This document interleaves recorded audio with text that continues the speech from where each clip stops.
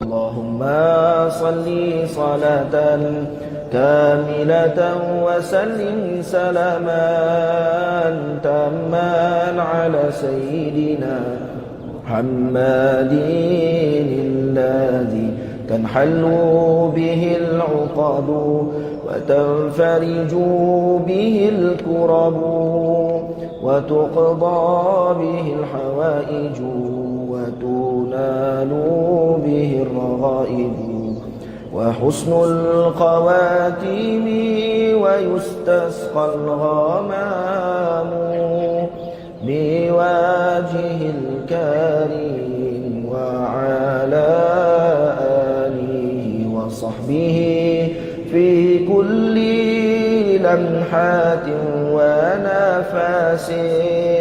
ونفس بعدد كل معلوم لك. اللهم صل صلاة كاملة وسلم سلاما تاما على سيدنا محمد الذي تنحل به العقد وتنفرج به الكرب وتقضى به الحوائج وتنال به الرغائب وحسن الخواتيم ويستسقى الغمام بوجه الكريم وعلى آله وصحبه في كل لمحات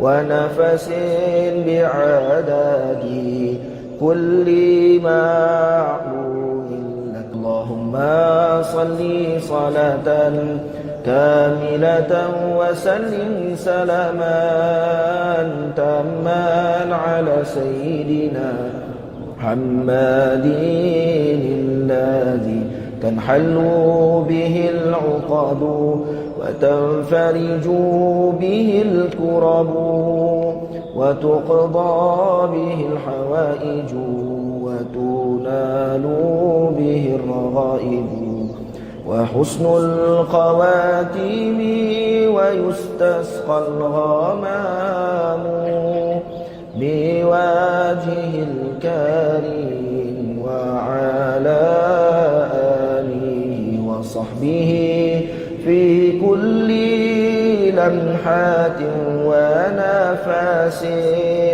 ونفس بعدد كل معلوم لك. اللهم صل صلاة كاملة وسلم سلاما تاما على سيدنا محمد الذي تنحل به العقد وتنفرج به الكرب وتقضى به الحوائج وتنال به الرغائب وحسن الخواتيم ويستسقى الغمام بوجه الكريم وعلى آله وصحبه في كل لمحات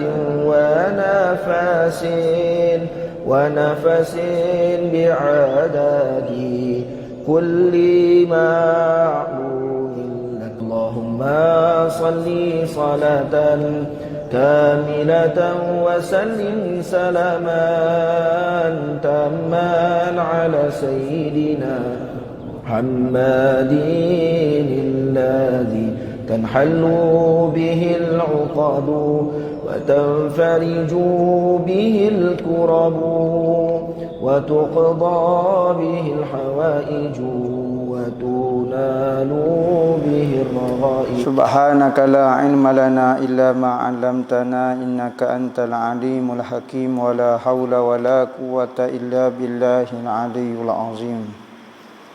Nawaitu ta'alu wa ta'lim wa tazakkura wa tazkira wa naf'a wal intifa' wal ifadah wal istifadah wal hasa ala tamasuki bi kitabillah wa sunnati rasulih wa du'a ila al-huda wa dalalata 'alal khair ibtigha'a wajhillah wa qurbihi wa sawabihi subhanahu wa ta'ala. Allahumma inni as'aluka ilman ladunni wa mashraba safihani ya wahhabu ya ghani. Qala al-muallif rahimahullahu ta'ala wa nafa'ana bihi wa bi'ulumihi fid dharain amin. Rabbi yassir wa la tu'assir wa tammim bil khair wa la haula wa la quwwata illa billahil aliyyil azim. Amma ba'du, assalamu alaikum warahmatullahi wabarakatuh. Berkata pengarang rahimahullahu ta'ala wa nafa'ana bihi wa bi'ulumihi fid dharain amin. Sehinggalah perkataan dia fasal yang pertama, antara dosa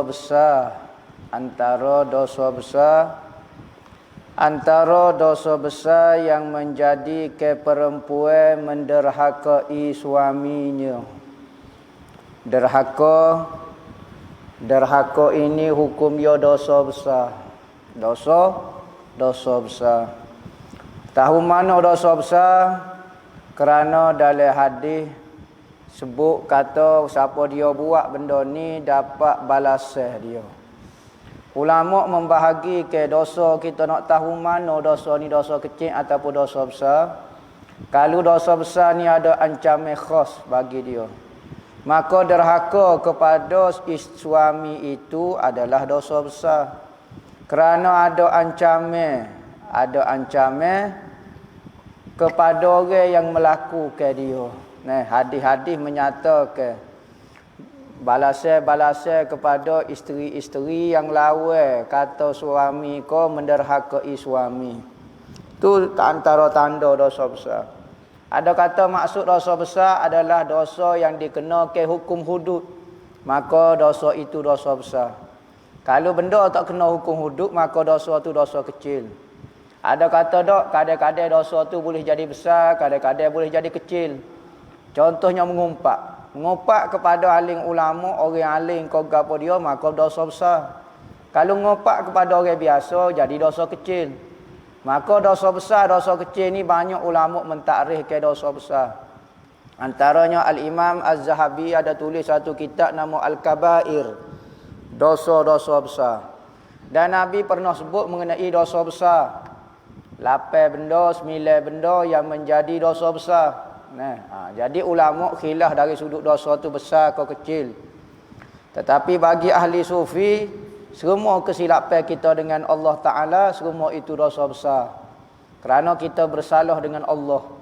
Kalau bersalah dengan orang lain, mungkin dosa tu kecil. Tetapi kalau bersalah dengan Allah, itu dosa besar. Dia kata antara dosa besar yang menjadi ke perempuan menderhakai suami, dosa menyebabkan dipanggil derhaka. Ketahuilah bahawa beberapa ulama telah memfatwakan pada perempuan yang menderhakai suaminya seperti berikut. Ulama kata orang yang buat benda lagu ni hukum dia menderhakai suami. Antara dosa besar yang menjadikan ia menderhakai suami dia, dosa-dosa yang menyebabkan perempuan itu dipanggil perempuan yang derhaka. Pertama, menegah suami dia, menghalang, tidak reda, tidak suka, enggan daripada mengambil kesukaan. Dia halang suami dia daripada ambil kesukaan pada tubuh dia, maka derhaka. Dosa besar. Bukan dosa besar, bahkan Nabi sebut mana-mana isteri yang halal daripada suami dia berseronok dengan tubuh dia, maka hukum dia malaikat akan laknat dia sehinggalah suami itu redha kepada dia. Selagi mana suami dia tidak redha, selagi itulah malaikat duduk laknat kepada isteri yang tidak beri, enggan menyerahkan tubuh dia untuk suami dia mengambil kesukaan. Kerana apa?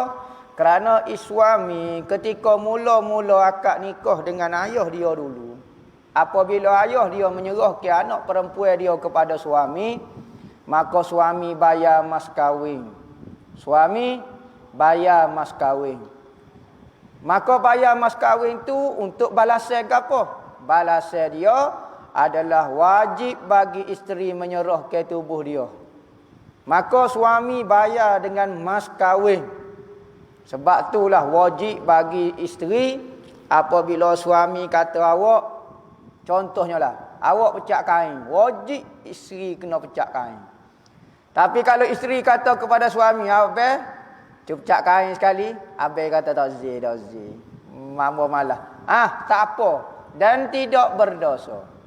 Kerana apa? Kerana suami yang bayar, isteri yang servisnya. Bahagian servis dia nya, isteri dia. Maka kalau dia tegah suami dia daripada berseronok dengan tubuh dia, maka haram berdosa.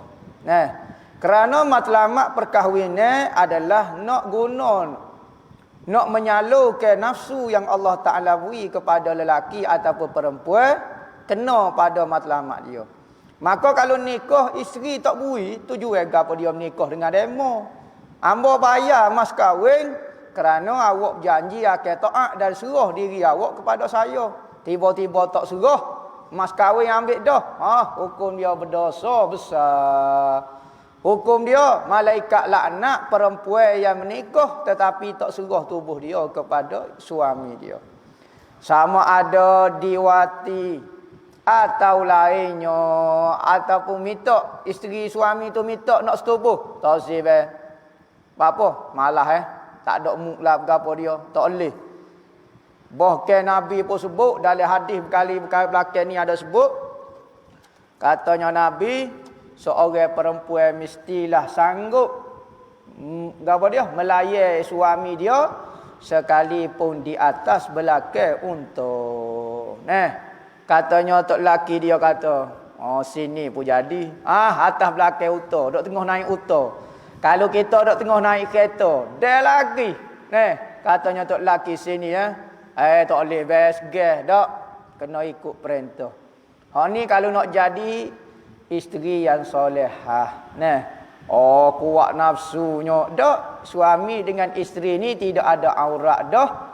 Memang nafsu dia kena salur kepada isteri. Kau nak salur kepada perempuan lain. Kau nak salur kepada jalan lain. Tak, salur tu lah. Maka benda-benda lagu ni memang sesuai dah. Nak wati ataupun lainnya. Tak setubuh, nak peluk saja ke? Boleh. Kedai kopi tak boleh lah. Tengok dia tu email nyanyo lah. Jangan buat benda-benda ni depan orang ramai dah. Haram hukum dia. Jangan buat sekalipun isteri kita halal. Tetapi jangan buat perbuatan ni di hadapan orang ramai. Nyanyolah ke orang. Ketat tu email tengok. Setiap perbuatan yang menyebabkan orang naik nafsu, mikir benda-benda karut, maka kalau kita buat sekalipun dengan isteri, haram hukum je. Sama ada diwati atau lainnya nak peluk saja ke. Seperti ia menegur suaminya daripada menjamuh dan menyentuh pada mana-mana tempat daripada badan dia. Setuh. Tak boleh setuh. Acu abai nak setuh. Jangan. Lari semacam apa cikgu. Tak ambak tok laki dia. Pakai leloh dengan gitu ya. Ada seorang tu katanya anak tino dia kata, "Mak, saya ni nak tubik dengan apa dia? Teman lelaki saya. Mak ada nak pesan apa dia ke tak?" Katanya mak dia, "Ambo nak pesan solah, mugi tubik dengan jantan ni bahaya juga jantan ni. Kalau tangan dia nak pegang mu kata jangan. Stop." Mu ayat gitu. Lepas tu kalau dia nak pegang lagi mu kata no. Gitu ya mak nak pesan.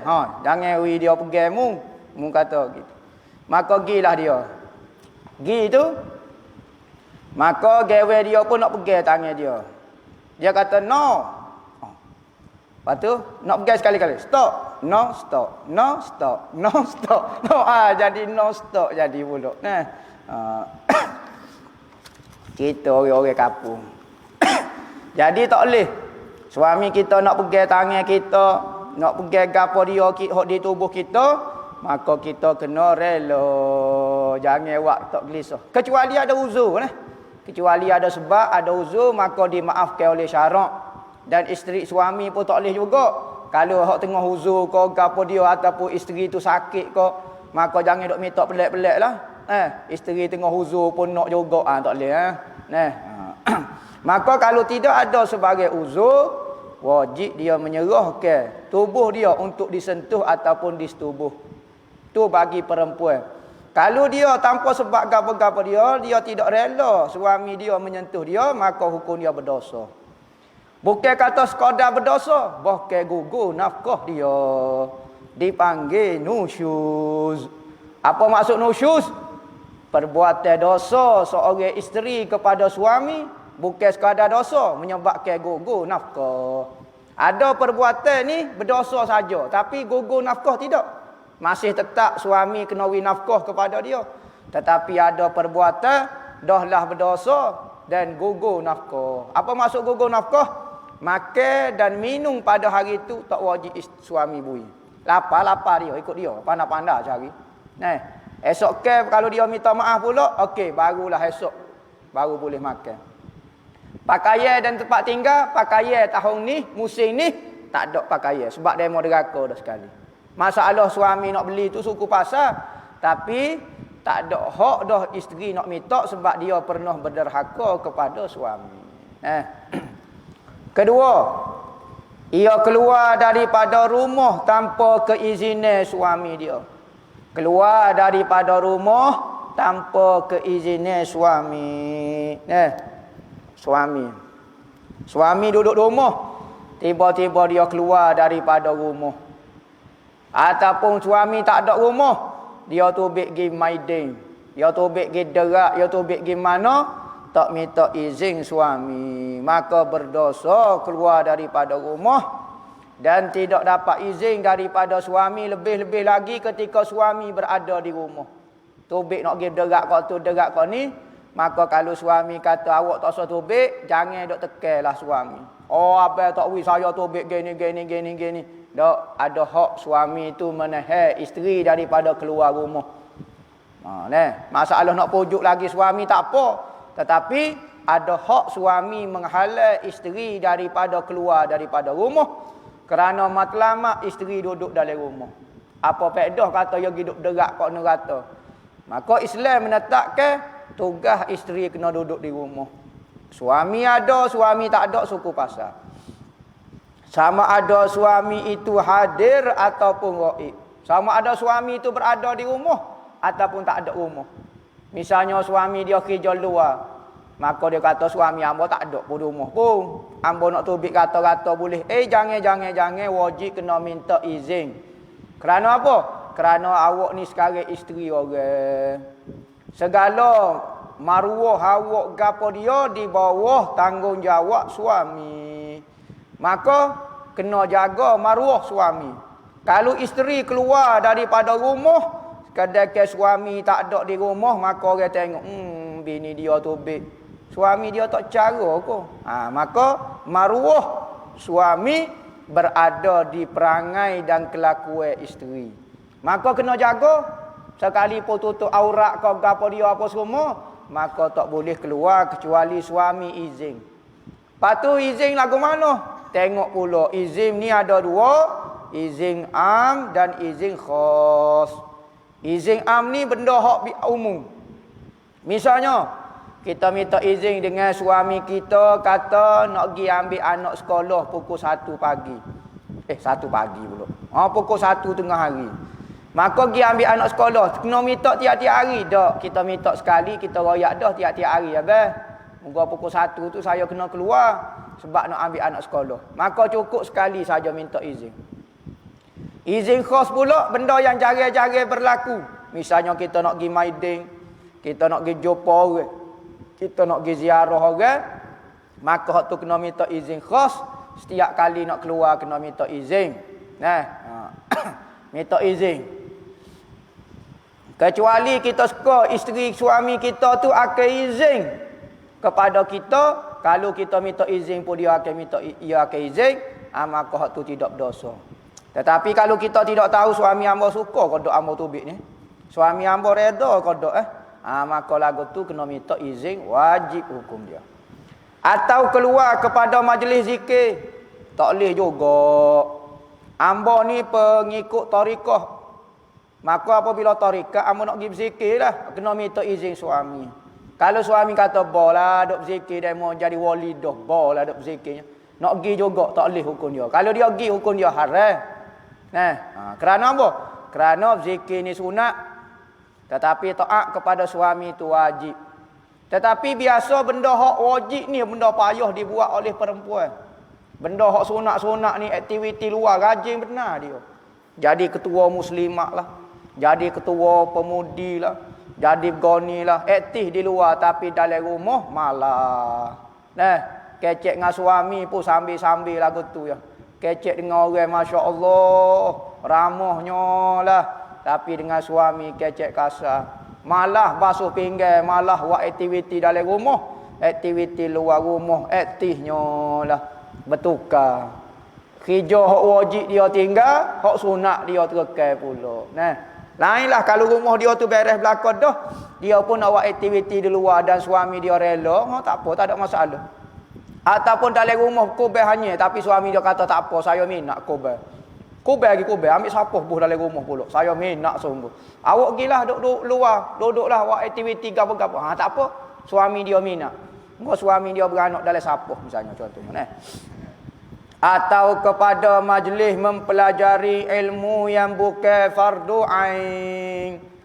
Bukan ilmu fardu ain. Kalau ilmu fardu ain, tak ada hak suami nak halal kerana ada hak lebih besar daripada hak suami, iaitu hak Allah Ta'ala.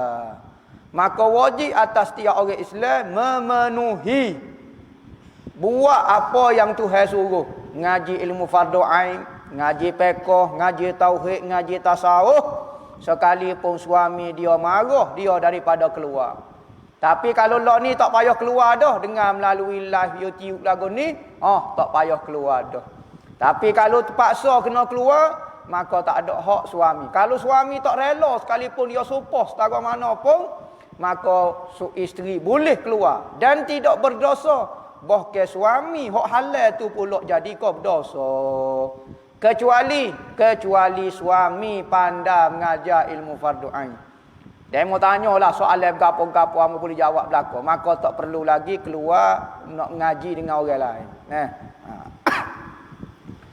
Maka tiada dikira derhaka apabila keluar kalau belajar ilmu fardu ain ke gapo, maka tidak dikira derhaka. Jika ia keluar kerana belajar hukum haid, tak dikira derhaka. Tok laki dia mengaji, tanya masalah haid tak boleh. Lepas tu, hamba kena tubik mengaji dengan orang lain, kena pergi benadah dengan orang lain. Wajib. Haid ni buat apa kena belajar? Sebab ada kaitan dengan ibadat fardu kita. Ibadat sembahyang, ibadat puasa, ibadat iktikaf ke gapo, maka dia ada hukum mengenai haid ni. Maka kena belajar. Dan nifah pula hamba orang Tino ni ada bab nifah beranak lagu mana nifah pun tak reti, tok laki dia pun tak reti, maka wajib suami memberi pelajaran agama. Sama ada dia nak wis sendiri ataupun kebenaran kepada isteri dia untuk pergi belajar pak orang lain. Dan sekalian ilmu fardu ain tidak dikira derhaka belaka. Belajar ilmu fardu ain, ilmu tauhid, ilmu fiqh, ilmu tasawuf. Ilmu nahwu tak wajib. Ilmu hadis tak wajib. Ilmu tafsir tidak wajib. Ilmu sirah tidak wajib. Ilmu qiraat tidak wajib. Ilmu baca Quran tak wajib. Hok baca Fatihah wajib. Kalau tak reti baca Fatihah, wajib dia kena keluar. Kalau isteri suami dia tak boleh hajar, wajib dia kena keluar. Manakala belajar surah lain, tak apa. Kalau suami dia kata awak tak payah lagi ngaji, awak duduk rumah. Saya tak pandai ngaji Quran, tak apa. Lepas tu Fatihah awak pandai dah? Pandai dah, boleh semaya, tak apa, tak ada masalah apa. Bahkan wajib ke atas perempuan itu keluar bagi mempelajari segala fardu ain. Bukan kata boleh keluar, bukan wajib keluar. Isteri tu wajib keluar, jangan duduk dalam rumah. Kalau isteri suami tu marah pergi mengaji, wajib kena keluar. Pergi belajar ilmu fardu ain. Lah ni terbalik. Suami lari pergi ngaji fardu ain, tak boleh pergi. Apa suami saya lari? Suami awak lari pergi maiding, oh saya lawan. Maiding, oh tak boleh. Saya tak dengar kata. Apa duk biar saya duduk dalam rumah? Saya nak pergi maiding. Saya nak pergi derak. Saya nak pergi shopping. Saya nak pergi jalan-jalan. Lawan pula suami kerana benda lagu tu. Kerana ilmu fardu ain. Oh tak boleh. Apa awak tak mari ngaji? Kesian awak fardu ain. Suami saya tak bui. Tak boleh lah. Malah lah nak baloh. Kalau pergi maiding. Oh maiding saya lawan. Hak ni jadi pening. Suami pun isteri pun mabuk juga. Fardu ain wajib kena keluar. Dan haralah atas suaminya menegahkan isterinya. Harai pula suami berdosa kerana halal isteri dia daripada nak berkenalan dengan Tuhan, nak mempelajari ilmu hak fardu ain atas dia, nak belajar cara mana ibadat dia yang betul, lagu mana nak belajar ilmu tasawuf hati yang betul. Maka harai atas isteri suami halal lagu tu. Daripada keluar, harai suaminya menegah isterinya daripada keluar kerana hendak menuntut ilmu fardu ain. Harai berdosa. Jika si suami itu bukan orang alim. Kalau dia alim, dia boleh hajar dah, tak apa. Maknanya belajar dengan saya lah. Tak usah duk pergi gelenyar lah mengaji dengan ustaz-ustaz tu. Awak bukan nak pergi mengaji sangat, duduk ita ke ustaz tu pula. Ngaji dengan saya lah. Saya tok lelaki awak, kita saya sudahlah. Tak sih, tak puas hati nak pergi ngaji dengan ustaz selebriti. Nak pergi ngaji dengan ustaz hok semak tu. Lepas tu saya suka nyepak ni tak sih. Tak boleh. Ngaji dengan tok lelaki dia kalau dia alim. Orang lain ni banyak jenis juga. Pilih ustaz hok semak pun ada juga. Kalau ustaz hok tua-tua, hok tasawuf tak sih dengar. Kalau ustaz hok muda-muda hok semak agak pas lekat dengan anak murid. Pas macam-macam duk ngadulah soalannya. Soalan rumah tangga, soalan dalam kain punya mesyuarat juga. Tanya masalah kepada. Kena pula ustaz-ustaz hok muda pula. Allahu Rabbi ujiannya lah. Kalau hok menadah tu mokcik-mokcik tak apa. Mari hok muda-muda Allah ujian. Jadi kalulah tak perlu dah kita keluar, cukup dengan suami kita, maka tak perlu. Lainlah kalau suami kita pun tak erti apa, dia ibadat pun tunggal langgar, maka kita pergi belajar dengan orang alim, wajib hukum dia. Tak ada istilah suami nak halal, berdosa pula dah. Tiap-tiap hari saya nak keluar. Dah tak lepas lagi fardu ain saya, nak keluar tiap-tiap hari terpaksa dah. Tiap-tiap hari ada masalah, nak tak makan suami tak boleh pula, berdosa pula. Di samping kita kena tunai hak kita sebagai isteri, sediakan makan minum dia, kelengkapan rumah beres belaka dah, kita pun keluar. Ni pergi mengaji fardu ain wajib juga. Lepas tu nafkah. Cara ke rumah kau gapo dia? Kena cara juga. Jadi kena balance lah. Nak keluar apa keluar juga. Nak agak sejak ya duduk rumah. 2-3 jam lagi duduk luar. Nak sabar lah. Tetapi jika si suami itu seorang yang alim, wajiblah atas suami mengajar isterinya. Tok laki dia alim, maka wajib dia ajar isteri dia. Ataupun isteri dia wajib bertanya. Baik kita tak reti bak semaya lagu mana? Suami dia ajar. Maka ketika itu haralah ke atas perempuan itu. Ketika mana? Ketika suami dia tu orang alim dan suami dia kata marilah nak mengaji dengan saya. Puas tengok muka abang nak mengaji dengan orang lain. Tak boleh. Kalau suami dia kata nak mengaji dengan saya, awak tak usah tobik lah. Saya cemburu, awak tobik. Awak tobik duk janguk apa semua nak mengajar ustaz tu kau lagu mana? Macam-macam Sunat bagi suami itu ada perasaan cemburu, ghirah. Kerana dengan perasaan cemburu ni lah seorang suami ada semangat nak jaga isteri dia. Kalau suami tak ada perasaan cemburu ikut mau nak pergi dengan siapa dia jatuh mana kau gapo dia, Tidak ada perasaan ghirah langsung. Mana kalulah orang perempuan pula makruh hukum dia dah. Makruh hukum dia. Makruh hukum dia cemburu ni. Maka haralah atas perempuan itu keluar daripada rumahnya. Haram keluar daripada rumahnya. Nombor 3. Antara benda-benda yang menyebabkan isteri itu derhaka.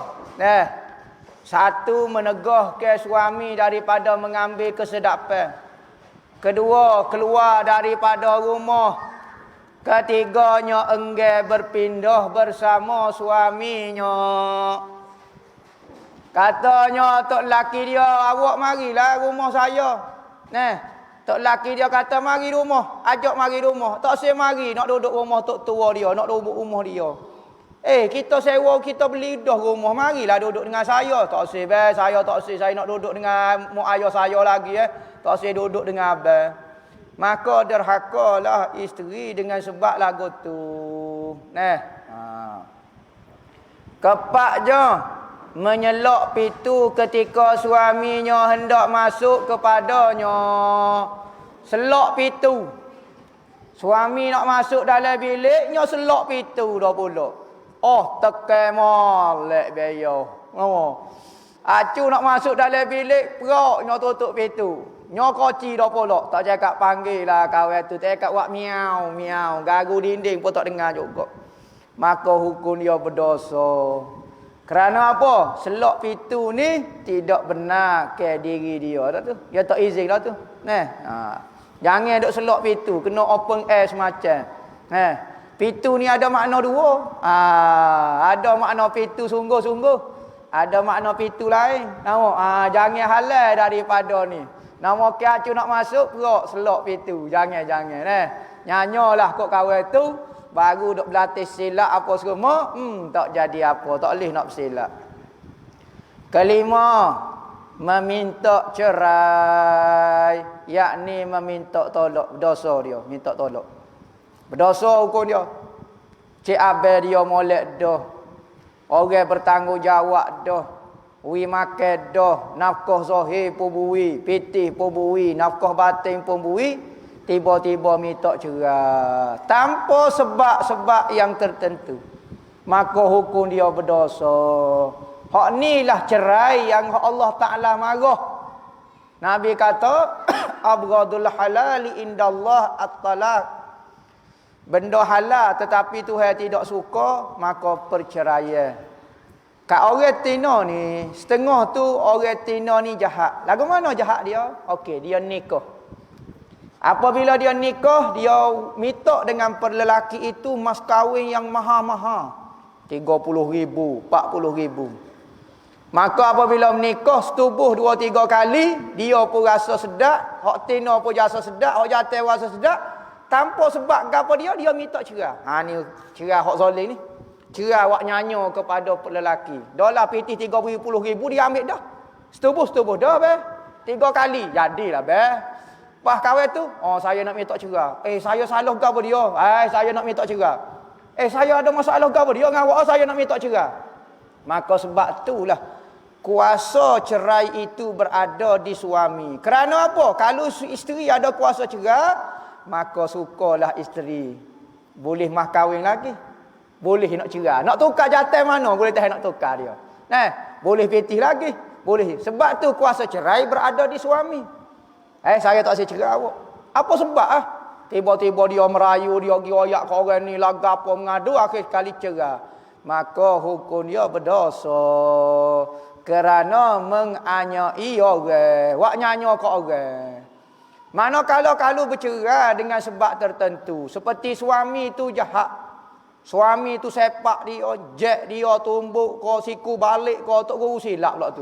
Nyo karate, nyo lipat wak koci mati, gajah berendam, bahai belaka ular sawo belik. Ngok, selok kawan tu kau dia. Silap tumbuk lada sikit nyo sepak atas muka. Tu ada sebab. Tapi kalau minta cerai dengan tidak ada sebab, maka hukumnya haram kerana menzalimi lelaki. Mas kahwin awak boleh dah. Setubuh awak boleh dah. Patut awak nak tinggal lelaki tu. Dia nak cari mana 30,000 pula. Hak jatuh nolah ni. Orang tinolah ni minta mas kahwin 10,000, 20,000. Suruh baca Fatihah, siratal labi. Allah lah. Kaki panjang pendek. Nampak gigi tak gosok, minta 30,000. Allahu Rabbi. Lainlah kalau tubuh comel kemain boleh baca qiraat nahwu aling 20 boleh 13 wali pula. Apa hati bayar 30,000. Oh ni tak tahu putus kayu. Lepas ngaji you ke? You ke apa? FO. Masuk tak reti gola, tak reti tak tahu gapo, reti main TikTok, main handset ya. 30,000 nak demo. Jual no. Nabi kata pernikahan yang paling berkat, yang paling sedikit mahal dia. Sekali pun ada hak bagi perempuan nak minta mas kahwin banyak-banyak. Hak tu bak tolak cerai. Maka hak kata jadi haram minta tolak cerai ini, suami tak ada masalah gapo dia khabar-khabar minta cerai. Khabar-khabar minta cerai. Antaranya adalah suami berkahwin baru. Ada perempuan, abang jahat lah ni. Apa abang jadi jahat? Abang nikah baru. Nikah baru tu jahat ke? Nikah baru tu zalim ke tak? Tak. Maka kalau semata-mata alasan berkahwin baru, hak tu tak boleh. Tidak jadi zalim seorang lelaki berkahwin baru. Nikah 2, 3, 4 tidak jadi zalim. Tetapi kalau dengan nikah baru dia paksa isteri dia, gapo dia ikutlah, gapo-gapo dia.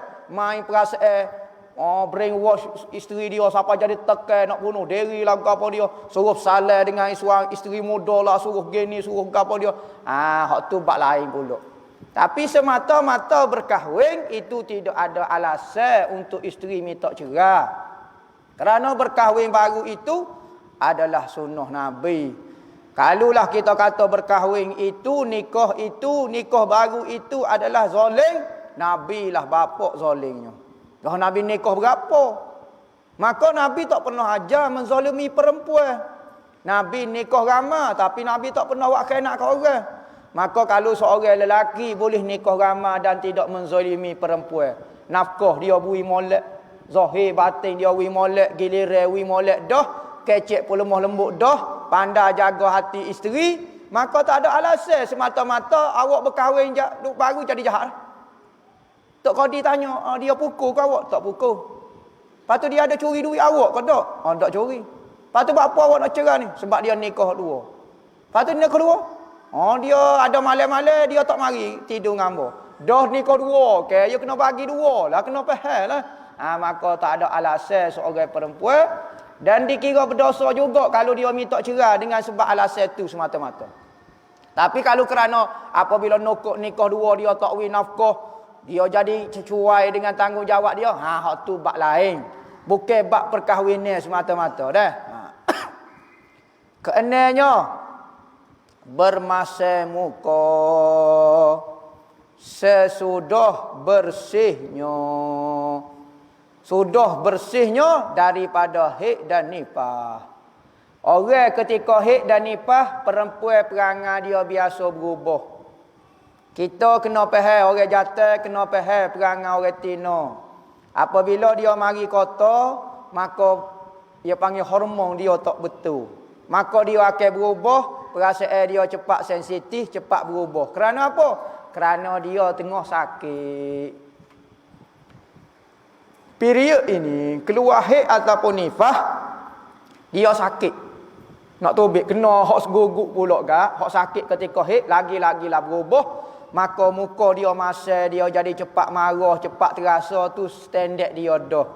Seorang lelaki tak boleh kita kata awak ni dulu molek. Apabila mari kota perangai jadi huduh selalu. Jadi masa mulut jadi malah. Tak apa, memang standard dia dah. Perempuan dia yakin jadi lagu tu. Maka kena faham. Maka kalau perempuan mulut dia jadi masa ke, kelakuan dia jadi tak berapa comel ketika haid ni, dimaafkan. Kerana memang tabiat dia dah. Kita berkali kalau orang jatuh mari haid pun jadi begitu juga berkali. Cuma kita tak mari, kita tak tahulah. Maka kalau ketika haid dia bermasa muka, maka tidak Ataupun dia memang jenis masai muka. Nikah dengan jenis style lagu tu. Ada manusia kan jadi mulut masai lagu tu. Kita tengok pun serabut. Dia kalau kita masai depan dia marah. Dia masai cetung. Tak ada benda happy pasal. Kecek wak style ada masalah. Bagi tak ada masalah pun style serius lagu tu. Nah, kalau dia style masai lagu tu maka tak jadi derhaka juga kerana tabiat muka dia dah masai lagu tu. Kalau senyum tu jarang bertemu. 15 tahun sekali. Tu pun 2 saat saja. Oh jarang berlaku lagu tu. Maka kalau tabiat muka dia masai tak boleh nak kata lagu mana. Memang tabiat dia dah beranak dalam cukur kau guano tak tahu jadi masai lagu tu. Nah. Ketujuhnya dan beberapa perkara lagi yang akan disebut di dalam kitab-kitab fiqh. Ni benda-benda yang menyebabkan seorang perempuan itu dipanggil derhaka. Maka kalau kita nak jadi isteri yang solehah, tak usah duk tengok orang, tak usah duk tengok suami kita nak jadi kau isteri solehah. Isteri solehah itu bukan dengan pengiktirafan suami kita. Kita baik dah, suami kita tak terima kasih. Kita khidmat dah, suami kita tak puji kita. Kita dipanggil isteri solehah. Dapat pahala 100%. Isteri suami kita tak tunai tanggungjawab dia pun, tak ada masalah. Yang penting kita tunai tanggungjawab, maka kita dipanggil isteri solehah. Nah, akibat melakukan perbuatan menderhakai suami. Wallahu a'lam. Apabila diraka gapo dia kena. Tino ni kena gapo dia? Kena rotai ke? Kena piak ke? Gapo dia? Maka Islam ajar lagu mana nak mendidik seorang perempuan. Jangan dok kata zalim Islamnya suruh rotai nak suruh gapo. Dak, Islam lah paling bersih sekali, paling lemah lembut dengan perempuan, paling menjaga perempuan. Tak adalah agama paling menjaga perempuan iaitu agama Islam.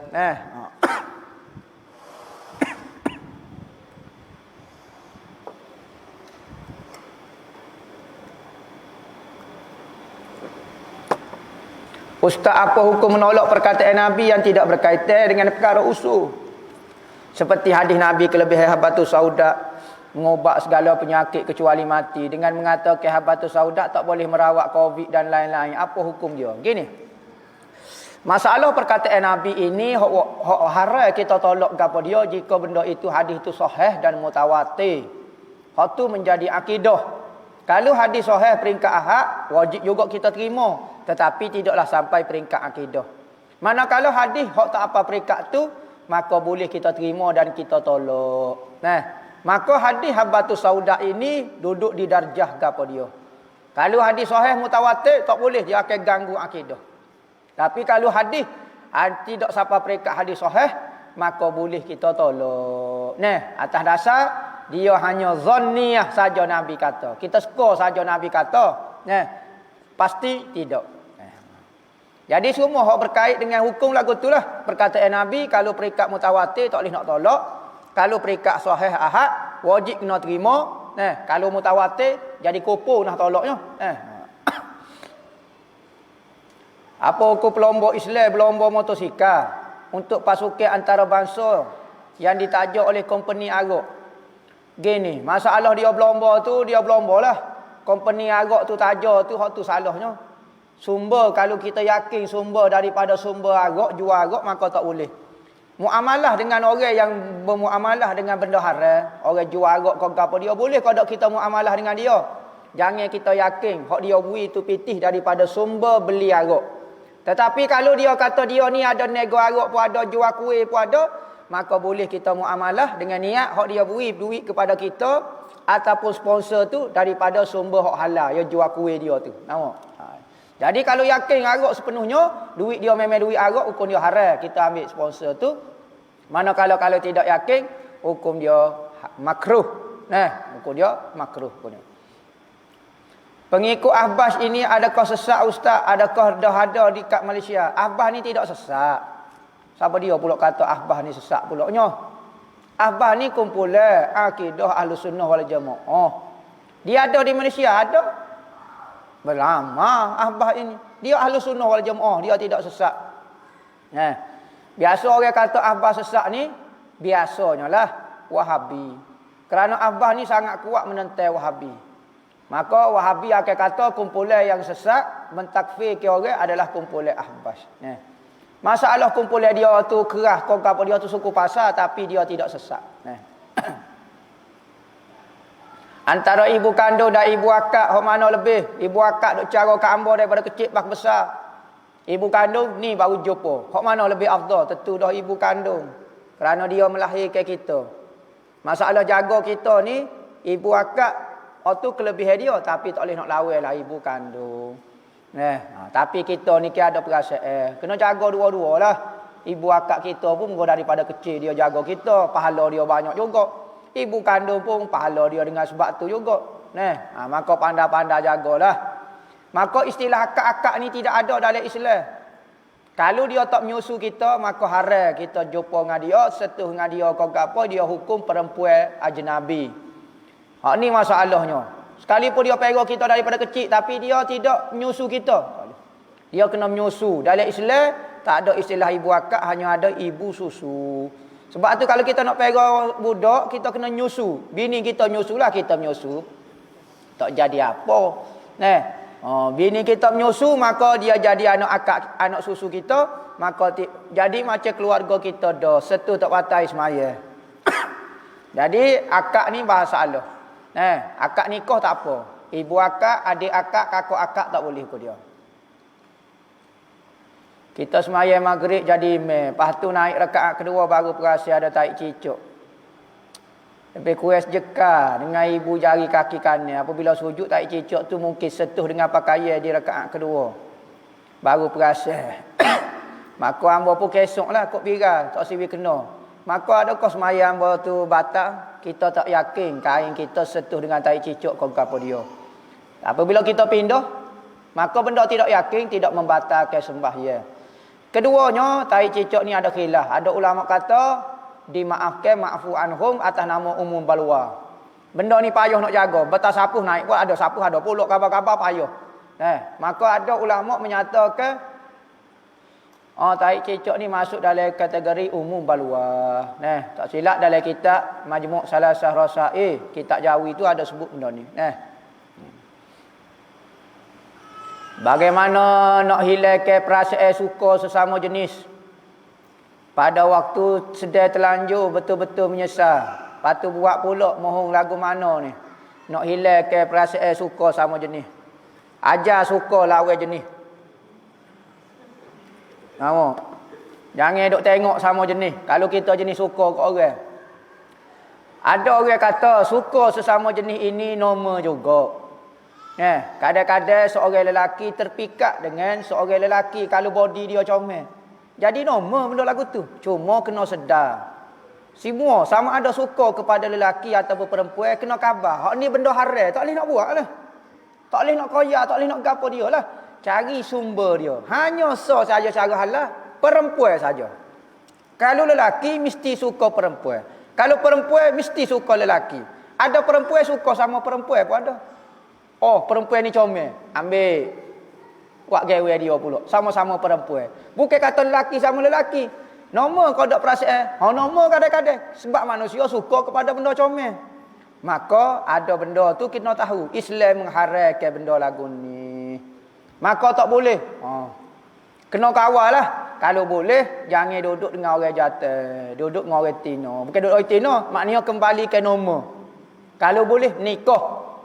Supaya nafsu kita pergi kepada perempuan. Jangan buat lagu tu. Lama-lama duk ajar kau suka. Lama-lama terlanjur. Jangan duduk dengan lelaki. Lagu tu. Sebab itulah agama mengajar kita ada adab berpakaian sesama kawan. Ni pakai boxer saja tidur dalam asrama. Tidak kau jadi muka lain. Kadang-kadang jumpa ular sawa pagi-pagi. Astagfirullahalazim. Nampak tak cakap bubuh paiko garai gapo dia. Ular ni kok mana ni? Ada pakaian lagu tu, pakai aja tutup aurat sekalipun sama-sama lelaki. Aurat pusat dengan lutut, kena aja. Aja tutup lagu tu. Maka kena jaga. Dan orang lelaki kena bersifat lelaki lah. Maskulin lah kita sikit. Nampak jatuh sikit. Jadi lagu tu. Minta doa dengan Tuhan, ya Allah ya Tuhanku. Kata buatlah suka aku tu kepada perempuan. Hilangkan perasaan suka aku kepada lelaki contohnya. Apa hukum askar buat survivor dalam hutan, makan makanan tak halal walaupun bukan darurat betul pun. Askar ni latihan dia dalam hutan. Dia wi pisah so, dia wi meceh so. Gilah lagu mana, carilah makanan gapo dia, gilah. Maka lagu mana boleh kau dok makan bewok, makan rimah, makan gajah, makan ular. Dah tak ada makanan kata lagu mana. Survivor tu bagus. Gini, latihan tentera kita malah nak masuk capur. Tetapi banyak latihan tentera kita bagus dari sudut ni tahan lasuk. Tetapi ada benda tu terlampau sangat nak kata lagu mana. Siapa makan? Kata patut dia cadanglah sading ke gapo dia. Nak ajar latihan askar. Apabila berlaku perang gapo dia, ya kena ada latihan dia. Kita sedaklah duk syarah sini sebab kita makanan penuh. Kalau duk dalam hutan, tak boleh tengok nampak katok makan pok kita. Ni kita lah ni kita kata tak darurat sangat. Cuba terang lepas demo dalam hotel lagu mana perasaan. Berlaku darurat lah. Lagu tu. Cuma moleknya cari cara inisiatif lain lah. Belajar cara teh lasuk tu bagus tapi cari inisiatif lain. Sebaik-baik jin sejahat-jahat manusia hadis sahih qada hamba tak tahu. Tanya cek hadis lah. Hamba tak tahu. Sebaik-baik jin sejahat-jahat manusia ni hadis sahih qada hamba tak tahu nah. Mohon ustaz jelaskan syarat basuh muka pusing tangan ketika wuduk kerana orang kata cara saya basuh muka tu salah. Mana saya tahu awak basuh muka lagu mana? Pas lagu mana cara basuh muka? Gini dah. Tak sini. Gitulah. Kau awak sapu gini. Kau gini. Saya mana tahu awak salah lagu mana, tak tahu. Jadi basuh muka lagu ni lah.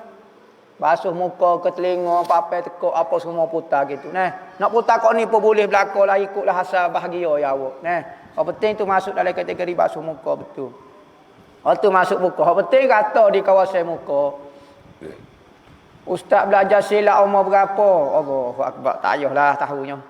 Hamba tak pandai, tak tahu apa. Apakah amalan untuk mudah hafal? Mudah hafal ni pertama kena banyak berpuasa. Kosong ke perut kerana apabila kosong perut dia akan penuh di otak. Apabila penuh di perut dia akan kosong di otak. Maka pertama kena banyak puasa, kedua banyak bangun tahajud. Malam tu tengah malam time waktu sunyi, time udara bersih, time orang munafik tidur belaka, tak nyawa belaka kita sujud Tuhan. Tunduk. Maka darah akan pergi kepada otak minta dengan Tuhan. Ya Allah buka kepada hamba mudah dalam belajar, mudah dalam hafal. Banyak berdoa dengan Tuhan, insya-Allah Tuhan wi. Cerita mengenai Tokku Pulau Manis. Tokku Pulau Manis ni pengarang kepada kitab hikam, syarah hikam bahasa Melayu. Tokku Pulau Manis nama dia Syekh Abdul Malik. Syekh Abdul Malik nama dia Dia ni bawa tariqah Syatariyah tak silap hamba. Tariqah Syatariyah. Tokku Pulau Manis. Ada kata pulai manis, bukan pulau manis, pulai manis. Kerana ada pokok pula situ. Di kawasan dia tu ada pokok pula tu gata, maka dia tapa, pokok pula tu jadi manis. Bukan jadi gata, jadi manis. Maka dekat nama Tokku Pulai Manis, pulai manis, pokok pula. Banyaklah cerita khamak dia macam-macam cerita Tokku Pulau Manis ni. Ustaz boleh kodok berkahwin dengan jin Islam, melihat jin Islam. Kalau boleh apakah amalan yang dianjurkan dan apakah pantai larang bersaing dengan jin Islam? Hamba tak biasa bersaing dengan jin ni. Melihat jin pun tak pernah, tak ada amalan hamba nak bersaing dengan jin. Orang penuh benar nak bersaing pun tak ada, nak bersaing dengan jin pula koholah ramah. Kita bersaing dengan orang yang kita tidak nampak, masalah. Satu benda kita tak nampak, kita saing. Jadi kau masalah. Dia nipu tak tahu. Dia kata saya baik, padahal dia nipu tak tahu. Maka Islam sangat suruh berhati-hati berkahwin dengan jin. Kerana dia sangat menipu. Kita takut kita tertipu dengan dia. Akhir sekali kita ditipu oleh dia, jadi pasik, jadi gapuh. Apa maksud takwa? Takwa itu buat apa yang Tuhan suruh, tinggal apa yang Tuhan larang. Itu maksud dia. Selagi mana kita tak boleh buat apa yang Tuhan suruh, semua hak Tuhan suruh, dan kita tinggal semua hak Tuhan larang, kita masih lagi bukan orang yang muttaqin, bukan bertakwa. Sekalipun kita rasa kita takut Tuhan, takut dah buat benda jahat lagi, tak dipanggil muttaqin. Kita tak curi dah, saya tak berzina dah, maksiat tinggal dah, tapi tak mengaji ilmu fardu ain, supaya tolong, tak takwa lagi. Kawan tu baik dah, akhlak dia, perangai dia, apa dia, apa semua rajin pergi balasah, tauhid tak betul lagi, tak takwa lagi. Apa hukum hati terlintas sera, riak, ujub dan sebagainya, tetapi tidak reda, lepas pada tu istighfar lah. Lagu mana? Marilah perasaan kita ni, hati kita ni, selagi mana hati kita tak kuat, kita akan ada lintasan jahat. Kalau kita boleh kuasai hati kita, tiap detik kita ingat Allah, maka tidak ada lagi perasaan ujub riak. Tetapi kalau tak kuat, maksud tak kuat, kadang-kadang lupa Allah, kadang-kadang ingat, masa lupa tu lah mari perasaan riak. Tu biasa ya. Biasa bagi orang permulaan nak mujahadah, nak jadi baik, tu biasa. Boleh kodok kaki menghadap kiblat masa tidur ataupun keadaan berjaga. Masa tidur, masa berjaga makruh hukum dia menghadap kiblat. Masa tidur ada ulama kata sunat. Ada setengah ulama kata ketika tidur sunat menghadap kaki ke kiblat, apabila kita bangun automatik tubuh kita menghadap kiblat dan kita berdoa tu mudah. Dalam Ihya Ulumuddin ada sebut cara-cara tidur. Antaranya tidur para ar-rusul wal anbiya. Tidur menghadap kaki ke kiblat, bangun tu menghadap kiblat. Kedua, tidur para ulama wal auliya, iaitu tidur menghadap kaki tangan gini. Tidur di atas lambung kanan. Maka ketika jaga, makruh kaki menghadap ke kiblat. Sekalipun kita lapik, sekalipun kita ambil kain, kita tok kaki kita tudung. Kalau boleh senggeng ke sikit lagi ke daripada arah kiblat. Kenapa? Kerana arah yang paling mulia dalam agama kita adalah arah tuju ke kiblat. Maka kalau kita tunjuk kaki, dia tidak mulia ke? Kaabah tu sendiri, arah kiblat kita tu sendiri. Saya terima ijazah baca bismillah 3,000 kali dari ustaz. Kena baca sekaligus atau buat peringkat. Terpulang kepada kita. Hak penting dalam masa sehari kena habis bismillahirrahmanirrahim 3,000 kali. Daripada subuh pergi sebeh tak tengok kerja teke. Sampai sebelum tidur tu habis 3,000. Nak buat sekaligus boleh. Nak buat satu majlis duduk sekaligus boleh. Ataupun sampai sehari buat pun boleh. Ustaz berdosa kau isteri kalau dia merajuk untuk tarik perhatian suami dia agar dipujuk. Ni bukan merajuk, ni panggil manja. Padahal dia nak suruh kita pujuk. Buat lelok mengaju. Saya benci habis. I hate you. Kita pun pegang tangan. Jangan pegang. Nampak kau dekat. Nampak dia lagu tu. Tu tidak dosa. Ulama kata mudallak ni, sekalipun misalnya kita orang tino ni kadang dia buat perangai, kita kata mu tak dengar aku dak, ya sebenarnya dia nak suruh kita pujuk. Dia tak dengar kata kita, kau buat lawan kita saja nak suruh kita pujuk. Maka orang lelaki kena pandailah. Bukan dia merajuk betul, dia nak suruh kita pujuk. Jangan gaduh kata awak tak dengar saya. Tak romantis langsung, tak faham saya nak berlakon ya be. Jangan gaduh lagu tu, kita kena ada perasaan sikit. Apa hukum orang bukan Islam menyebut Allah, Allahu Akbar ketika tajuk, ikut dia lah hukum dia. Tidak ada masalah apa kerana orang kafir ikut dia, nak kata apa dia. Bukan kata kita rela, tapi mungkin hidup kecek ikut dia lah. Dia nak kata apa dia. Kafir dia tu berat lagi. Dia nak sebut Allah, ikut dia lah. Mudah-mudahan dengan dia sebut Allah, Allahu Akbar, Allah Ta'ala beri hidayah kepada dia. Kita tak boleh nak larang sebab dia orang kafir. Dia nak makan bukan buka puasa, tak apa. Bukan kata tak apa, tapi kita tak boleh nak larang. Sebab dia masih lagi kafir. Dia tak boleh semaya. Tak boleh larang. Dia nak pakai seluar pendek. Tak boleh nak larang. Lepas dia nak sebut Allah, cakap kita nak larang. Molek baru-baru mudah-mudah dengan dia sebut Allah itu dapat hidayah. Kongsi petua untuk dapat zuriat. Banyak makan kaca cambuh. Kaca cambuh ni bahasa standard panggil toge.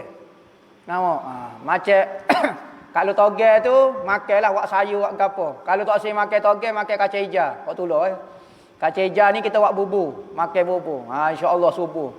Makan susu kuda, makan susu kuda. Lah ni orang pi susu kuda macam-macam. Itu antara benda-benda yang menyebabkan lekat anak zuriat Apa hukum kita zikir dari hati, dari tandah? Luar tandah pun ambil zikir dari hati, tak apa. Yang dilarangnya zikir dari tandah keluar daripada lafaz Allah bunyi. La ilaha illallah. Jelas mulut tak boleh, hukum dia makruh.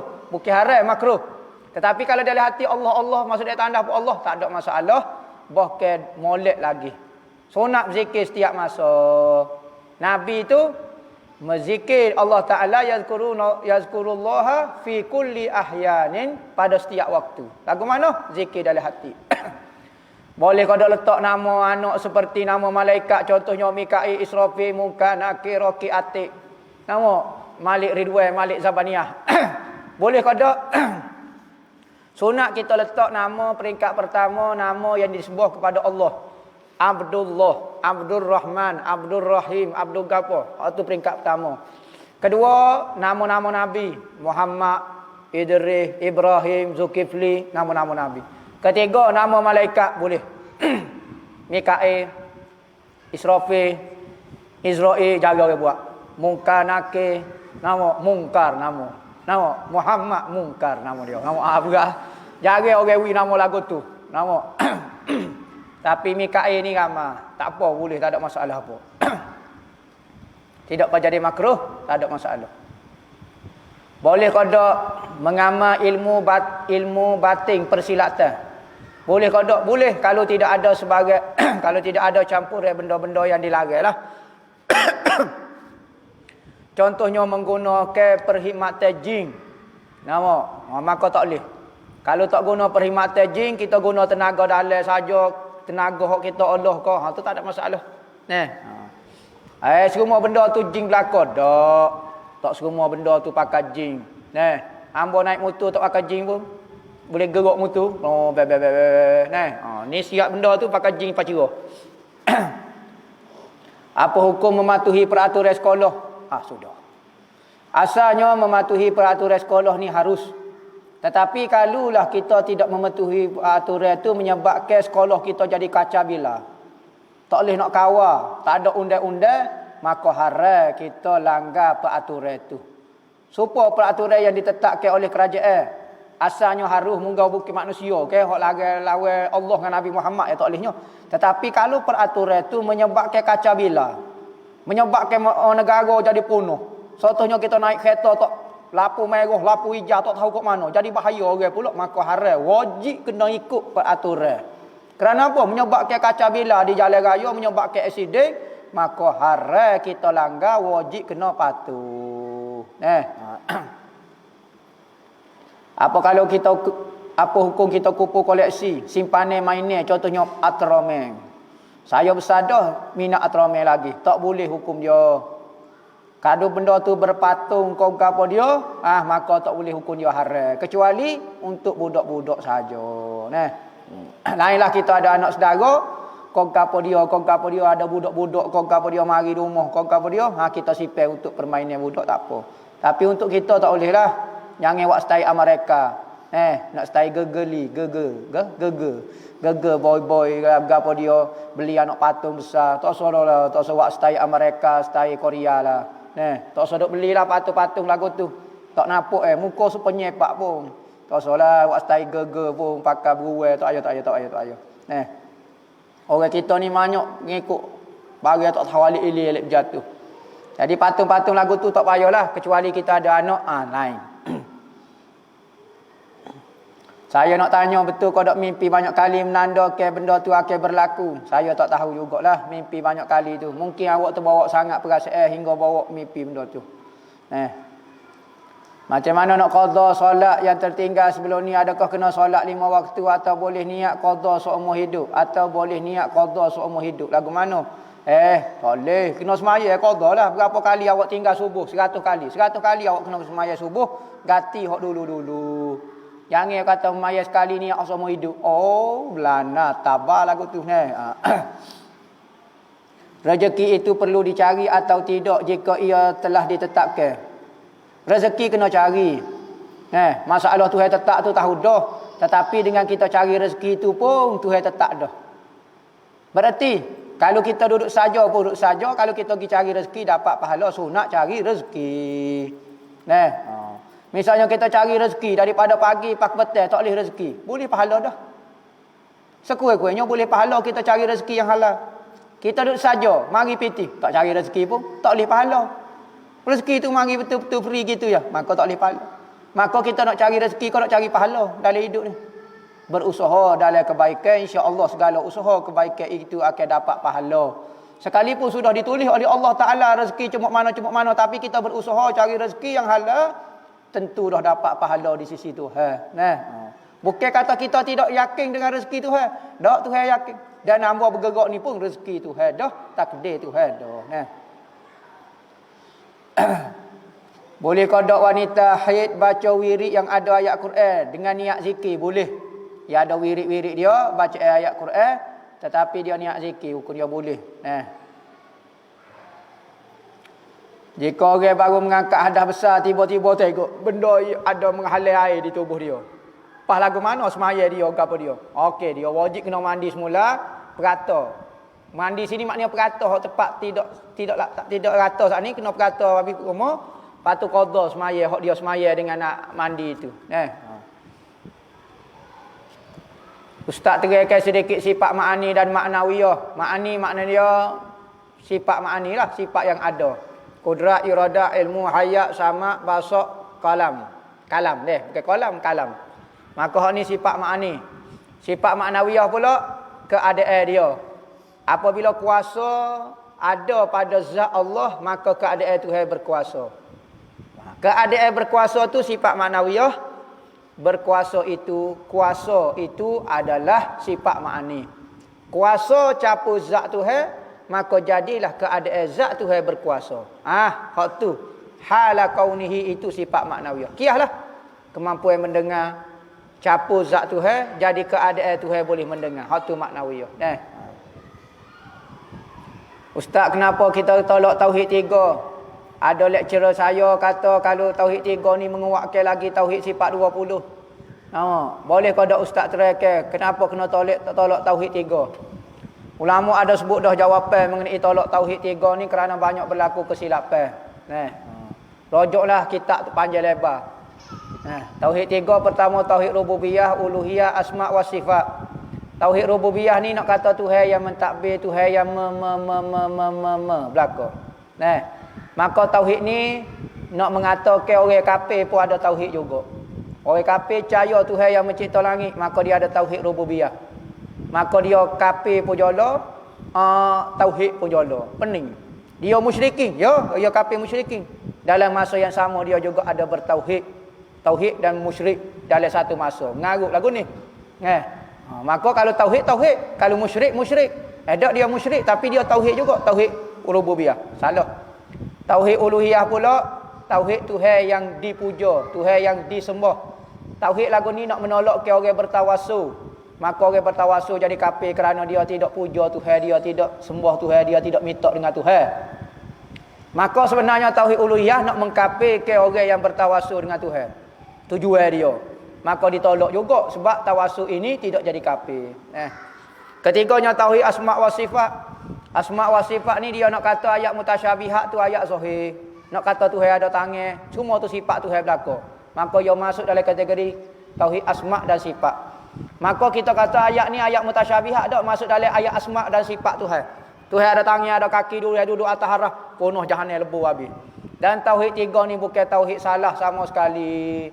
Siapa dia kata tauhid 3 ni tauhid salah, menipu, kosong. Apa dia kita nak penting sangat tauhid 3 ni? Saya sangat nak tinggal, takut sangat nak lawan. Dia bukan tauhid salah pun. Lainlah kalau dia tauhid salah bukan lagu ni. Ni tauhid 3 ni orang panggil. Nama tauhid dah. Siapa dia bagi tauhid 3 ni? Katanya Syekh Ramadan Al-Buti kata antara bid'ah yang paling besar dibuat oleh Ibnu Taimiyah, bid'ah dalalah adalah membahagikan tauhid kepada 3. Ada sahabat bagi 3 rububiyah, uluhiyah, asma wa sifat lagu ni. Kitab mana mari ajar? Tidak ada. Tiba-tiba kita kata hak ni pengajian salah. Ni pun kau. Tak suruh takutlah nak lawan tauhid 3. Dia bukan salah pun sama sekali. Dan hak mengaji tauhid 3 ni kebanyakannya malah nak kata semua Wahabi berlaku. Kalau tersentuh kemaluan anak yang masih kecil, batal kodok wuduk, batal kalau dengar tapak tangan. Sekalipun anak kita sendiri. Sentuh kemaluan, bukan kata anak kita. Sentuh kemaluan kita sendiri pun tersentuh. Tak sengaja sentuh. Ngiga. Oh, juga batal tersentuh dengan tapak tangan. Kalau dengan kaki, tak apa. Saya baca Yasin tiap-tiap hari. Sebab nak baca surah lain, ngakuk lagi. Boleh kodok. Alhamdulillah. Sekurang-kurangnya kita baca Yasin juga, ingat juga boleh baca Quran. Sekurangnya satu surah Yasin. Ulama dulu pilih Yasin kerana sangat berkat Yasin ni. Ayat Quran lain semua berkat belaka. Tetapi Yasin ni, siapa dia baca Yasin supaya 10 kali khatam Al-Quran. Siapa dia baca Yasin pada malam sebelum subuh sudah diampun dosa dia. Sebab tu ulama dulu menekankan masyarakat baca Yasin. Sangat berkat surah Yasin ini. Sekurang-kurangnya kita baca Yasin juga. Tahniah kepada kita, pada penanya kerana boleh baca Yasin tiap-tiap hari. Saya nak bertanya seorang sufi boleh kodok berkahwin dengan ajnabi ko? Dah macam mana nak betul menjaga kesupian tu? Lagu mana tu? Maknanya orang sufi tak boleh saing orang lain. Tu bukan sufi tu. Tu sapi. Suar sopan panggil. Nampak mazhab suar sopan. Bapaknya sufi ni ke orang sufi, orang yang bersih hati. Patut kita berkahwin dengan orang lain, nak mengajak orang jadi bersih hati juga. Selagi mana kita tidak bersih hati, maka kalau kita kahwin dengan orang lain akan terkesih hati kita. Bukan orang sufi. Ya, orang sufi ni kena terjun dalam masyarakat. Kena masuk kepada masyarakat, kena dakwah masyarakat, jangan duduk sama popok kita. Kerana kalau duduk sama popok kita, tak sufi lah mana lagi kita. Kita ni pengikut sufi mungkin. Pengikut sufi. Oh, saya minat dengan sufi. Maka ia panggil mutasawwif baru. Bukan orang sufi lagi. Orang mutasawwif, orang nak ikut-ikut sufi baru. Kalau orang betul-betul sufi, dia akan terjun dalam masyarakat, dia akan ubah masyarakat, hati masyarakat. Masyarakat jadi serupa dia. Tapi kalau orang mutasawwif, orang baru-baru nak berjinuk dengan sufi, maka kalau dia bergaul dengan orang lain, takut terkesan dia pula jadi. Maka orang sufi kena saing orang. Jangan ajar lagu tu. Kalau kita tak sayang orang lagi-lagi lah orang tak suka dengan popok kita. Ini saya tak sahur ni. Tak makan kedai, tak berapa dia. Lalu ni kita kena terjun kepada masyarakat, biar masyarakat tak panik tengok dengan sufi. Oh, sufi biasa. Tarekat. Ni tak pernah dengar perkataan sufi, pernah tarekat, pondok pun tak kenal. Lalu ni kita nak sebarkan semua istilah-istilah lagu tu. Pondok biar orang duk sebut semacam dalam internet pun ada perkataan pondok, ada sufi, ada tarekat. Ni tak pernah dengar dalam rumah. Kau apa dia? Pondok. Pondok tunggu diri. Kau apa dia? Tak tahu pondok tu apa dia. Jadi masyarakat terlalu ganjil perkataan-perkataan lagu ni. Maka orang sufi kena terjun dalam masyarakat. Mendakwah masyarakat supaya jadi bersih hati. Ustaz, apakah amalan yang boleh dilakukan oleh bagi penyakit ain? Orang kena sakit ain lagu mana? Dia kena dah tak boleh nak kata gua mana lah. Biasanya orang guna habatus sauda. Bubuh habatus sauda dalam kain hitam ikat. Ambil perok sikit sudahlah. Ikat situ. Sekali dengan habatus sauda. Gantung di tubuh kita. Supaya kalau orang tengok air pun tak kena. Tapi dah kena dah. Nak kata lagu mana lah. Tu cara dia. Boleh kodok kita doa orang yang menzalimi kita supaya dia insaf dengan perbuatan dia. Boleh. Jangan doa berat-berat. Nampak doa dia cabut kepala, cabut lengan ke apa dia. Maka Nabi kata, berapa banyak orang yang kena zalim atas muka dunia, tapi dengan sebab dia berdoa kepada orang yang zalim dia, akhirat dia pula jadi orang zalim. Kerana Tuhan balas lebih daripada hak dia nak. Sepatutnya zalim dia tu sikit ya. Kena orang hak kena zalim tu parah sangat kena, maka akhirat dia pula orang hak berdoa tu pula jadi orang yang menzalimi kepada orang zalim tu pula.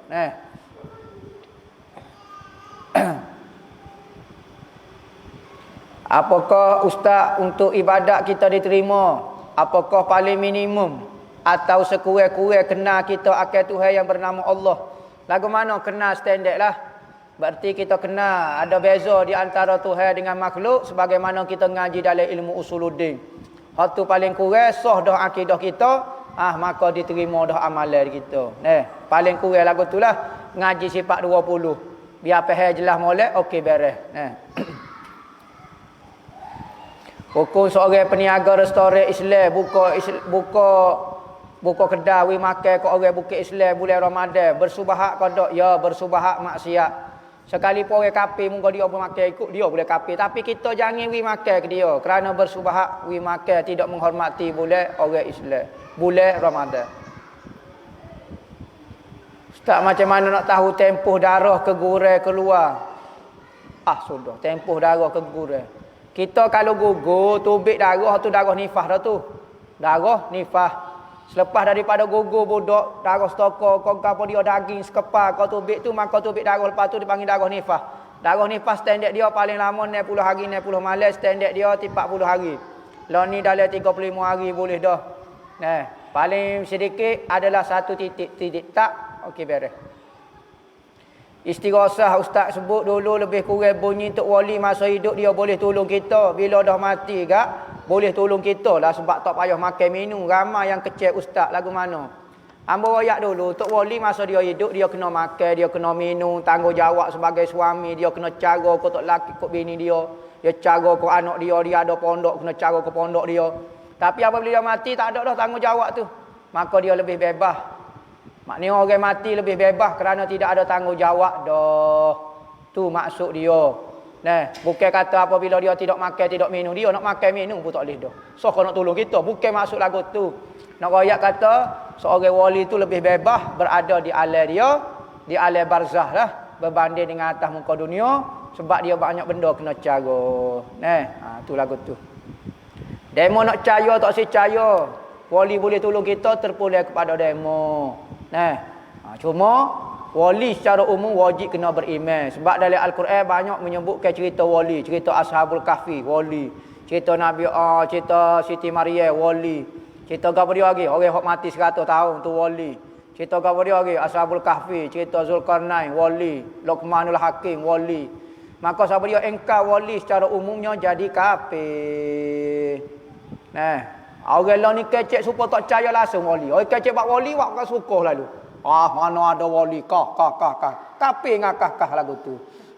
Tapi kalau kita kata, hamba tak percaya dia wali, tak apa. Mungkin dia bukan wali, tak apa, tak ada masalah. Tetapi menafikan secara umum wali itu wujud, maka hak tu jadi kafir. Wallahu a'lam. Al-Fatihah.